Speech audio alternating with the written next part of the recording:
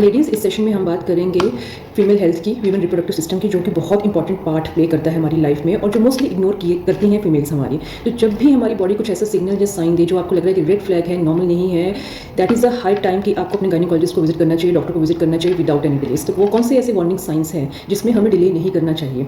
Specially menstrual cycle को लेके अगर आपको लग रहा है कि इरेगुलर या मिस्ड पीरियड्स हैं या स्टेंटी हैं, मतलब कि प्रॉपर फ्लो नहीं है या फिर बहुत ज़्यादा हैवी फ्लो है, कुछ भी आपको इरेगुलर लग रहा है, बहुत ज़्यादा पेन हो रही है ड्यूरिंग द पीरियड्स, यानी कि एब्डोमिनल पेन है, बहुत ज़्यादा मेंस्ट्रुअल क्रैम्प्स पड़ रहे हैं, तो आपको विदाउट डिले डॉक्टर को विजिट करना है।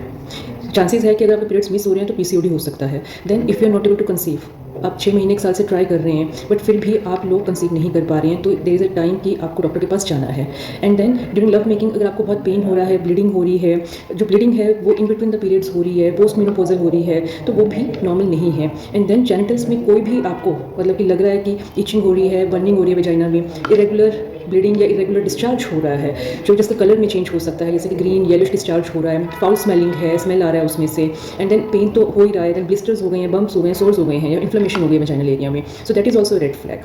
देन ब्रेस्ट की बात करें तो ब्रेस्ट में भी लम्स हो जाना, जब सेल्फ एग्जामिनेशन कर रहे हैं, देन डिम्पलिंग हो जाना या रफ पैच स्किन हो जाना, एबनॉर्मल डिस्चार्ज होना निपल से, तो वो भी रेड फ्लैग है।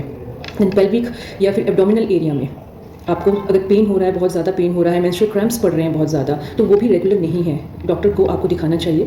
एंड देन उसके अलावा यूटीआई इन्फेक्शन बहुत ज़्यादा रिकरेंट आपको हो रही है, you are not able to control your bladder pressure, there is urge कि आपको मैच्योरेट करना है, आप करके हैं यूरिन पास, उसके बाद फिर से लग रहा है कि नहीं आप कंट्रोल नहीं कर पा रहे हैं, तो उस केसेस में भी आपको डॉक्टर को दिखाना है। सो ladies, don't ignore your health please. Reproductive health बहुत इंपॉर्टेंट है, अगर आप ठीक टाइम पे नहीं देखेंगे तो कॉम्प्लिकेशंस, लॉन्ग टर्म कॉम्प्लिकेशंस हो सकती हैं। तो regular examination is very important with the doctor. जैसे कि जो भी सेक्सुअली एक्टिव लेडीज़ हैं आफ्टर 21 इट इज़ इंपॉर्टेंट कि पैप स्मीयर टेस्ट किया जाए। एंड देन ब्रेस्ट एग्जामिनेशन के लिए भी टेस्ट किया जाता है, एमआरआई होती है, अल्ट्रासाउंड होता है, मैमोग्राफी होता है। So regular examination is very important. So ladies, take care of your health. Thank you so much.